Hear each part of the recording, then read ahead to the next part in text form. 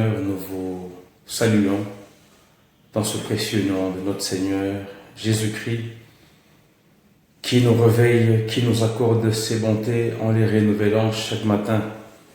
Nous vous souhaitons également la bienvenue sur votre chaîne Combat de la foi en Jésus-Christ. Nous sommes là pour poursuivre notre grand thème, porter sa croix, poursuivre Jésus. Aujourd'hui, dans ce nouveau numéro, nous voulons exploiter plutôt le sous-thème « Souffrir au profit de l'Évangile ». Porter sa croix, poursuivre Jésus-Christ, passe aussi par le fait d'accepter de souffrir au profit de l'Évangile. Sans perdre de temps, nous allons prendre deux textes. Le premier que nous allons lire est dans 1 Pierre chapitre 4, le premier et le deuxième verset. Nous prendrons également le deuxième que nous allons lire. Voici la première lecture. Ainsi donc, Christ ayant souffert dans la chair, vous aussi armez-vous de la même pensée.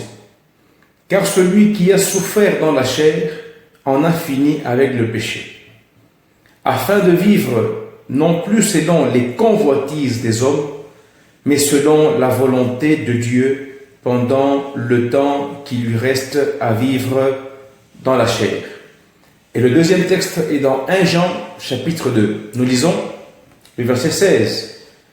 Car tout ce qui est dans le monde, la convoitise de la chair, la convoitise des yeux et l'orgueil de la vie, ne vient point du Père, mais vient du monde. Voilà les textes sur lesquels nous voulons nous appuyer pour écouter notre sous-thème « Souffrir au profit de l'Évangile ».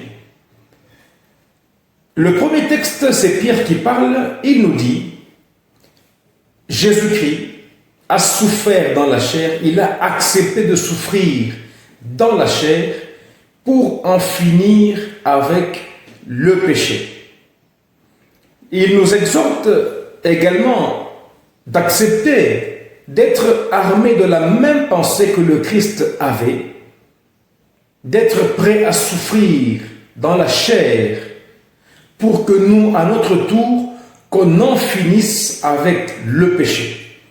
Pas seulement celui qui nous enveloppe facilement, mais également le péché dans ce monde. Précisément par le fait d'amener plusieurs âmes à Christ, donc ils vont abandonner sûrement le péché. Nous allons abandonner sûrement le péché et on aura la victoire sur ce péché-là. Mais il faut qu'avant, nous puissions accepter de souffrir dans notre chair pour vaincre le péché. Donc l'évangile va vraiment gagner, va vraiment amener la victoire sur le péché dans notre propre vie et dans la vie de plusieurs dans ce monde. Et le texte, le deuxième que nous avons lu, nous encourage également à ne pas suivre ce qui est dans ce monde, la convoitise de la chair, la convoitise des yeux et l'orgueil de la vie, qui viennent du monde, qui ne viennent pas de Dieu. Pourquoi souffrir? Pourquoi accepter de souffrir dans la chair pour que l'évangile ne puisse pas souffrir, pour que l'évangile soit une occasion pour plusieurs de vivre et de vaincre le péché? Cela, le Seigneur en sera vraiment, vraiment glorifié. Nous voulons rapidement déjà faire une différence entre le besoin de la chair et le désir de la chair. Pourquoi? Parce qu'il y a une grande différence et si nous ne la voyons pas, nous serons en train de pencher sur les désirs plutôt que de considérer les besoins. Un besoin, par définition, c'est un manque de quelque chose d'utile, de quelque chose d'essentiel, de quelque chose d'indispensable que nous ressentons en nous. Mais un désir, c'est plutôt quelque chose de superficiel, quelque chose qui n'est pas forcément essentiel, qui n'est pas essentiellement utile, mais qui vire plutôt à une convoitise. Donc la recherche excessive de plaisir, de bien dans notre chair. Ainsi, aujourd'hui, on ne parle pas de souffrir dans la chair par rapport aux besoins, mais plutôt de souffrir dans la chair par rapport aux désirs qu'il impose, aux désirs que la chair peut exprimer, auxquels nous ne devons pas prêter trop attention, raison pour laquelle il faut souffrir, accepter de souffrir comme le Christ a accepté de souffrir, afin de vaincre le péché dans ce monde. Pour dire que le désir de la chair sont contraires aux besoins que notre corps peut ressentir, ça veut dire les besoins naturels comme le manger, s'habiller, boire, une situation normale pour laquelle nous sommes obligés de répondre pour entretenir cette chair pour laquelle nous avons la possibilité également de prêcher l'évangile. Parce que si je n'avais pas ce corps, je n'allais pas vous prêcher, je n'allais pas enseigner par rapport à ce thème. Donc j'ai besoin de nourrir mon corps, j'ai besoin de le faire reposer quand il faut, j'ai besoin de le vêtir pour le faire respecter. Mais les convoitises de la chair, les convoitises des yeux, les convoitises, ce sont ces attirances qui ont tendance à m'emmener loin de la volonté de Dieu et au-delà de la pensée que Dieu a pour moi. Raison pour laquelle je ne dois pas avoir soin de ma chair pour en satisfaire les convoitises, mais pour répondre à ses besoins. Là, ça va.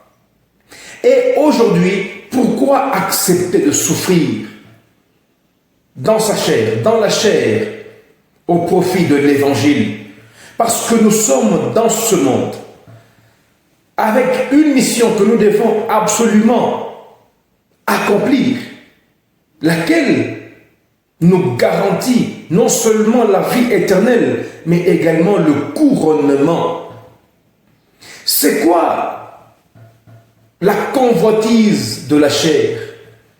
La convoitise de la chair, ce sont ces désirs qui me poussent à désobéir à Dieu, mais plutôt à donner un plaisir à mon corps, un plaisir qui ne m'est pas essentiel et qui ne m'est pas vital. Voilà ce qu'on appelle la convoitise de la chair. Il y a l'impudicité, il y a l'orgueil, il y a bien de choses que dans ma chair, je suis en train de ressentir. Si je cherche à les satisfaire, je ne donnerai qu'un plaisir à mon corps, à ma chair, mais je ne respecterai pas la volonté de Dieu pour autant. C'est quoi la convoitise des yeux? La convoitise des yeux, c'est cet ardent désir de posséder tout ce que mes yeux voient. Donc le fait de voir quelque chose crée en moi ce tourment. Donc mon âme, je suis tourmenté jusqu'à ce que je vais l'obtenir. Et cette satisfaction-là, voilà, c'est que la convoitise de la chair, amen, c'est également en conflit avec la volonté de Dieu. L'orgueil de la vie, par contre, c'est cette sensation que je peux avoir, que vous pouvez avoir, d'être en train de comprendre que vous n'avez besoin de personne. Vous avez besoin de cette élévation qui va vous amener au-dessus de tout le monde, qui va vous faire sentir que vous n'avez même pas besoin de Dieu, vous n'avez même pas besoin des autres, vous vous suffisez à vous-même. Donc, vous vous plaisez par le fait que en vous, vous avez tout. En vous, vous êtes déjà suffisant.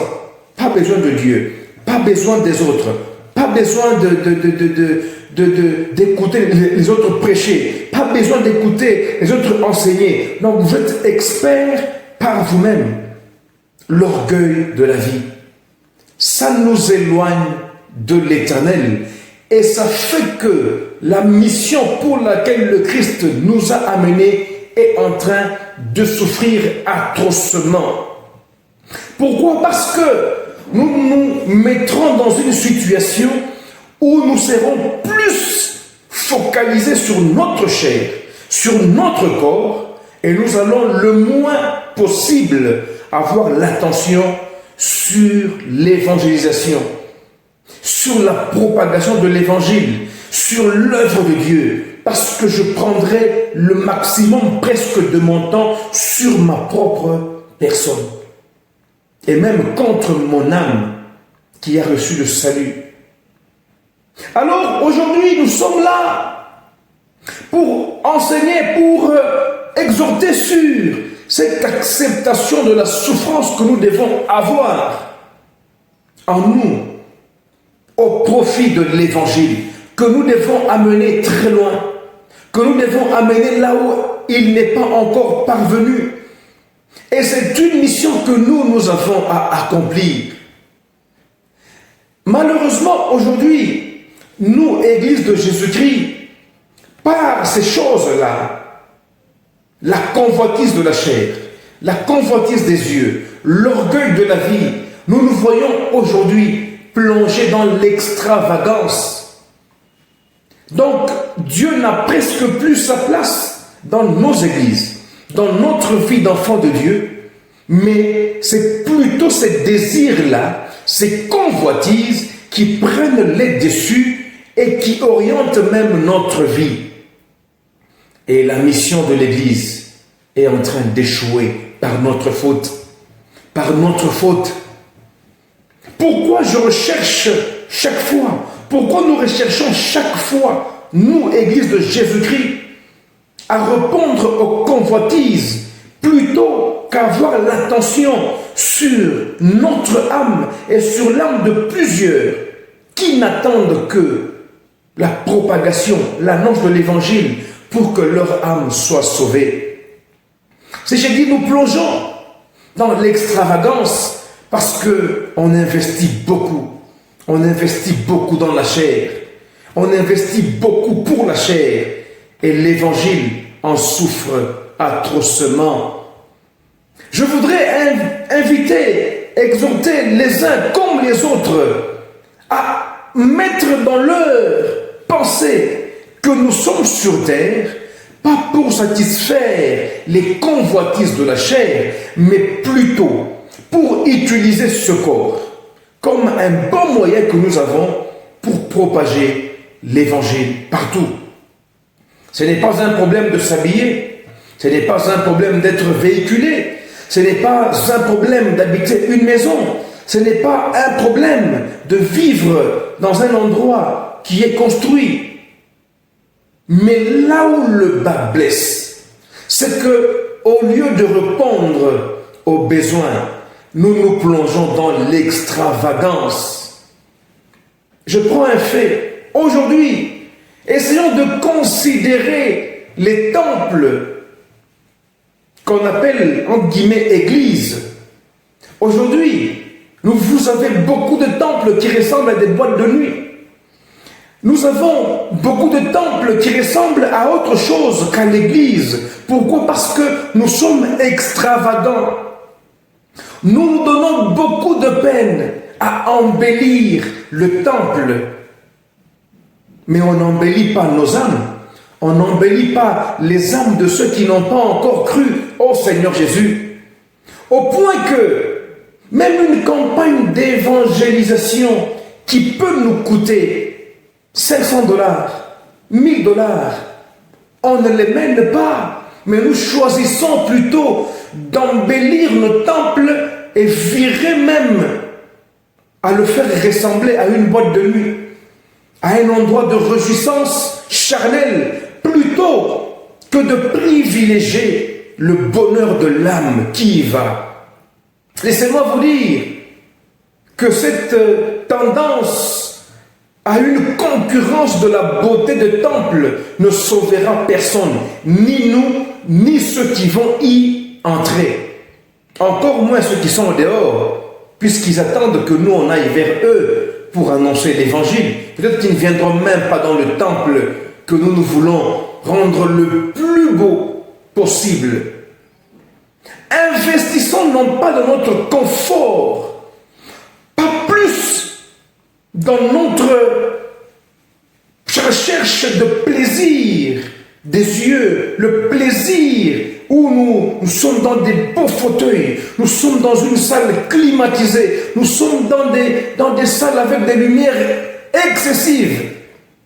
Raison pour laquelle je dis qui ressemblent même à d'autres endroits qui ne sont pas et qui ne ressembleront jamais à l'église de Jésus-Christ. Embellir le temple, oui, mais embellissez-le de manière acceptable, pas de manière extravagante.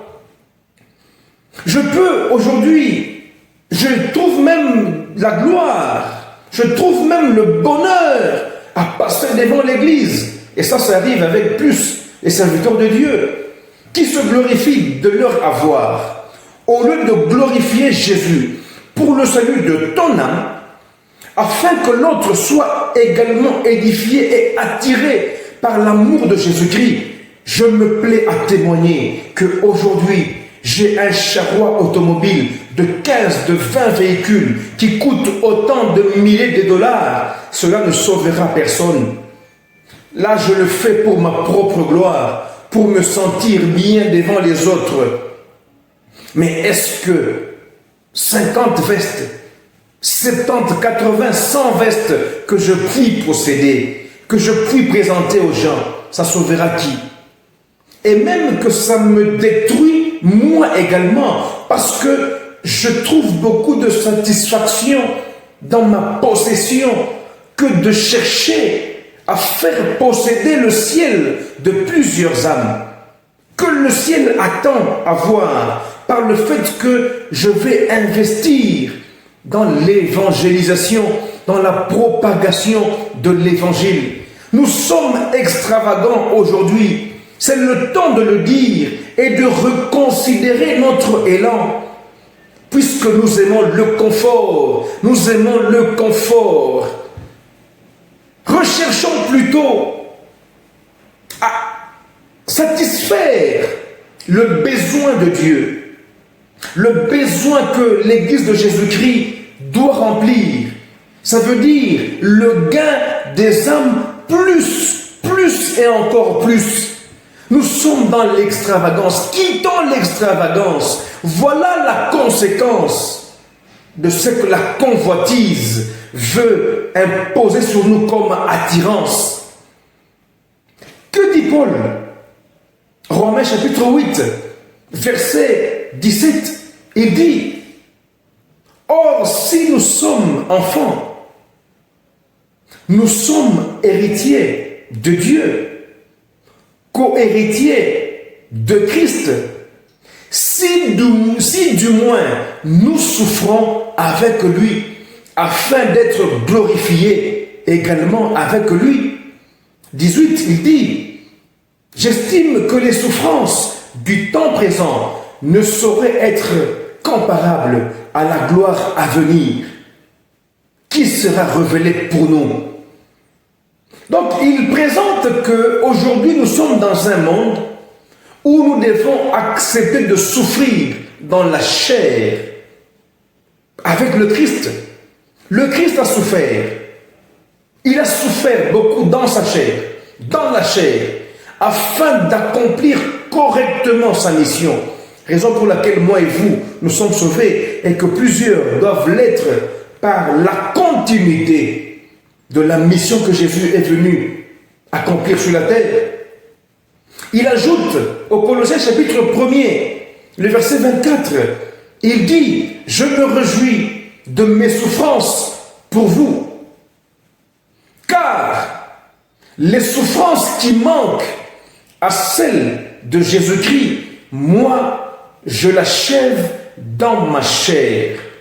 Pour vous qui êtes l'Église, pour vous qui êtes le corps de Christ, si nous pensons que le salut que nous avons reçu, nous l'avons obtenu pour les plaisirs charnels, pour le plaisir, l'extravagance sociale, l'extravagance financière, nous perdons notre temps et nous annonçons par conséquent très mal l'évangile. Nous présentons plutôt Jésus comme celui qui enrichit, comme celui qui bénit en donnant le travail, l'argent, les véhicules, les habits. Ce n'est pas faux, Jésus donne tout ça, mais plus il guérit l'âme en lui accordant le salut.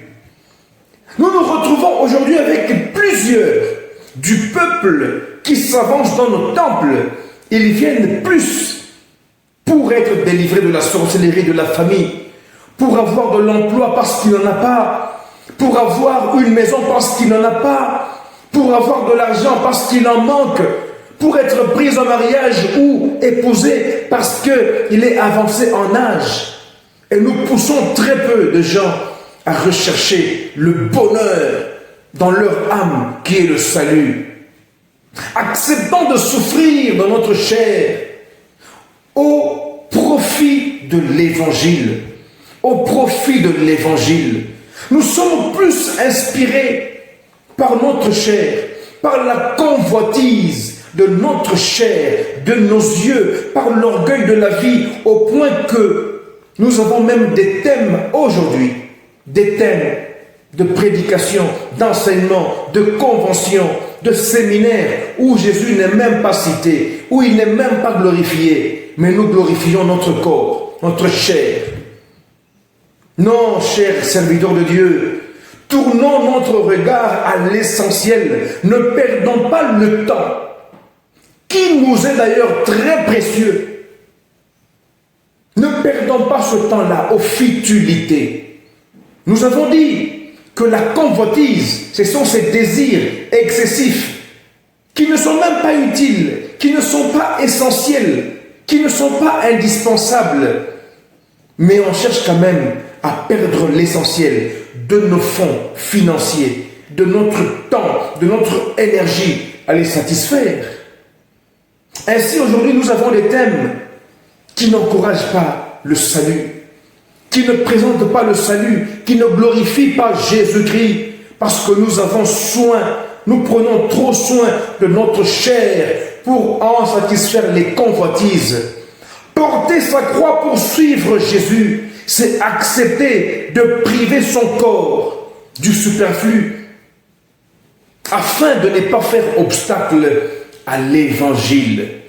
L'évangile n'échouera jamais. Donc dis-toi, serviteur de Dieu, servante de Dieu, que c'est peut-être toi qui vas échouer. C'est peut-être vous qui allez échouer dans la mission qui est la vôtre. Mais si cet échec est chez vous ou chez moi, Dieu suscitera toujours quelqu'un d'autre avec qui il va réussir l'évangile et l'évangélisation. Revenons dans l'essentiel, cher peuple de Dieu. Ne vantons pas les véhicules qui nous font plaisir. Parce que je suis en veste rouge, j'ai un véhicule rouge. Je suis en chemise bleue, j'ai un véhicule bleu. Et je me glorifie, moi pasteur, moi enseignant, moi docteur, moi évangéliste, moi prophète. Est-ce que cela glorifie également Jésus-Christ? Enseignons l'évangile. Nous pouvons suivre aujourd'hui des prédications, des enseignements où Jésus n'est même pas cité, On ne cite que le travail, l'argent, le dollar, le euro, les francs congolais, où on cite les véhicules, les maisons, les mariages. Et Jésus n'est même pas cité. Ou s'il est cité, c'est 2 ou 3 fois seulement. Vous savez le mal. Plus nous serons en train de prêcher la convoitise des yeux, la convoitise de la chair, l'orgueil de la vie, on ne va pas considérer le caractère éphémère de cette vie terrestre. Nous ne sommes sur la terre que pour quelque temps. Mais où notre âme doit aller, parce que sauver au moyen de l'évangile, c'est pour l'éternité. Ressaisissons-nous, chère Église de Jésus-Christ, ressaisissons-nous, chère Église, chers serviteurs de Dieu. Souffrons pour l'évangile. Souffrons pour l'évangile. On veut tout posséder. On veut trop posséder. Mais l'évangile n'est même pas annoncé. Presque pas annoncé. Pourquoi, cher pasteur, vous ne descendez plus? Vous ne descendez plus sur les rues de nos villes, dans nos quartiers, pour prêcher l'évangile comme vous le faisiez auparavant. Vous pensez que vous êtes déjà arrivé. Détrompez-vous, chers serviteurs de Dieu. Auparavant, vous prêchez dans les marchés, vous prêchez dans les bus de transport, vous prêchez sur les avenues. L'orgueil de la vie vous a peut-être atteint, ou vous vous sentez suffisamment élevé pour ne plus prêcher l'évangile à ceux qui sont peut-être plus pauvres que vous. Vous n'avez peut-être plus le temps d'aller sur des lieux publics, annoncer Jésus comme vous le faisiez. Non, nous on a beaucoup travaillé, nous on a beaucoup travaillé quand on était jeunes. Qu'est-ce qui vous garantit que ce que vous avez fait quand vous étiez jeune assure pleinement votre couronnement? Vous pouvez perdre la course parce que l'orgueil de la vie vous a pris. Vous n'avez plus le temps pour les choses qui ont fait votre temps fort dans le ministère. Et j'ai bien dit, qui ont fait, les choses qui ont fait votre temps fort dans le ministère. Vous vous contentez des programmes en semaine à l'église. Mais les plus d'âmes à sauver ne sont pas dans votre temple, ils sont au dehors. Prêchez l'évangile dans le temple, prêchez également l'évangile au dehors.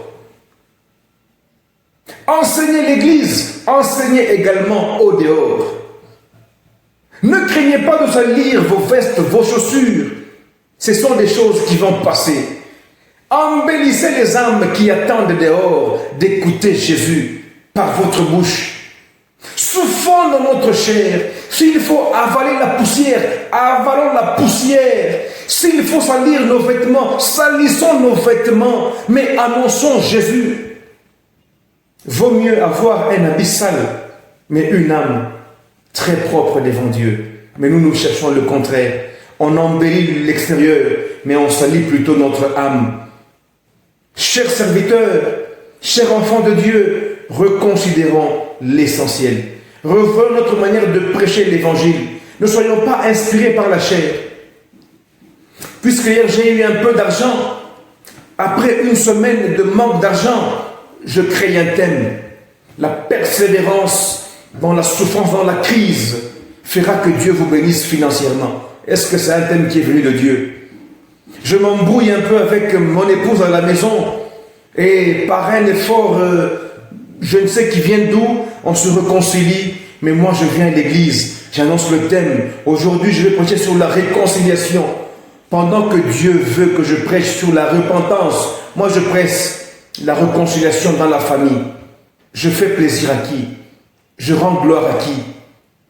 Reconsidérons plutôt le bonheur, l'avancement de l'évangile que l'avancement de notre statut social, statut financier. Toutes ces choses sont éphémères. Merci pour les prochains sous-thèmes qui viendront, parce que nous espérons que vous accorderez également votre attention sur votre chaîne Combat de la foi en Jésus-Christ. Que Dieu vous bénisse. Prions les uns pour les autres. Soutenons-nous mutuellement par des exhortations qui nous ramènent de la perdition à la bonne voie où nous devons être. Souffrir pour l'avancement de l'Évangile. Que Dieu vous bénisse. Amen.